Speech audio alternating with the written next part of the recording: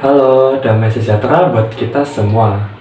Pertama-tama kita panjatkan puji dan syukur kepada Tuhan Yang Maha Esa karena kita masih diberi nafas kehidupan dan kesehatan, baik kesehatan rohani maupun jasmani, sehingga kita bisa berkumpul di sini semua.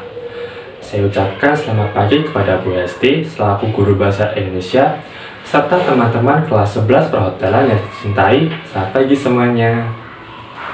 Pada hari ini saya akan membahas tentang tren pariwisata Indonesia di masa pandemi, yang dimana tren ini adalah sebuah kerjasama antara Kementerian Pariwisata dan Ekonomi Kreatif, Badan Pariwisata dan Ekonomi Kreatif yang berusaha untuk membangkitkan pariwisata Indonesia. Bisa kita ketahui, pandemi COVID-19 telah menghantam industri pariwisata dan ekonomi kreatif di Indonesia.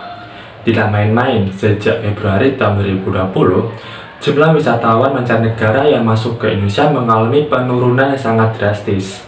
Dan puncaknya terjadi pada bulan April tahun 2020 dengan jumlah wisatawan hanya sebanyak 158.000 pengunjung.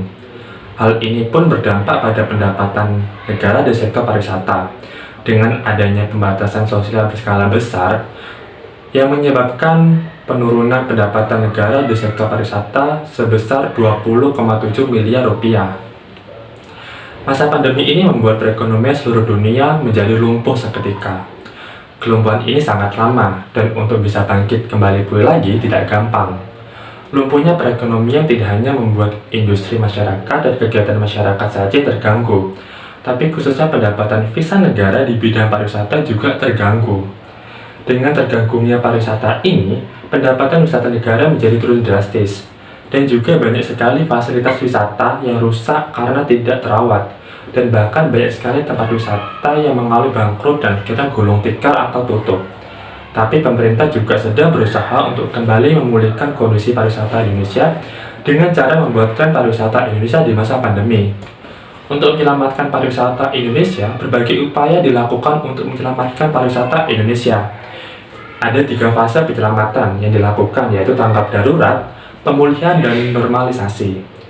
Yang pertama adalah fase tanggap darurat, yaitu adalah fokus pada kesehatan, seperti menginisiasi program perlindungan sosial, mendukung kreativitas dan produktivitas saat WFH, melakukan koordinasi krisis pariwisata dengan daerah pariwisata, serta melakukan persiapan pemulihan.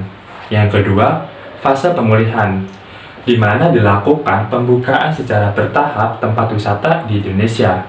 Persiapannya sangat matang, mulai dari penerapan protokol tempat wisata, serta mendukung optimalisasi kegiatan masyarakat di Indonesia.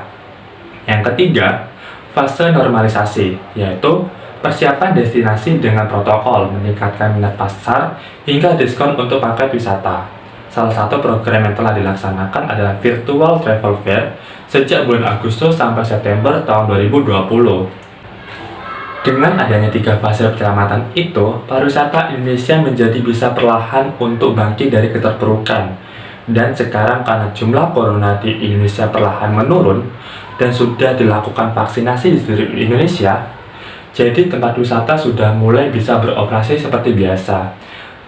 Yang pasti dengan pembatasan jumlah pengunjung dan memperhatikan protokol yang berlaku. Sekian dari saya, mohon maaf jika ada salah kata, salah pengucapan, atau salah menjelaskan. Saya mohon maaf yang sebesar-besarnya. Sebelum saya mengakhiri ini, saya ingin menyampaikan bahwa meski status corona di Indonesia dan dunia sudah menurun, tapi kita tidak boleh lengah akan protokol yang ada. Selamat pagi, salam sehat, damai sejahtera bagi kita semua. Shalom. Terima kasih.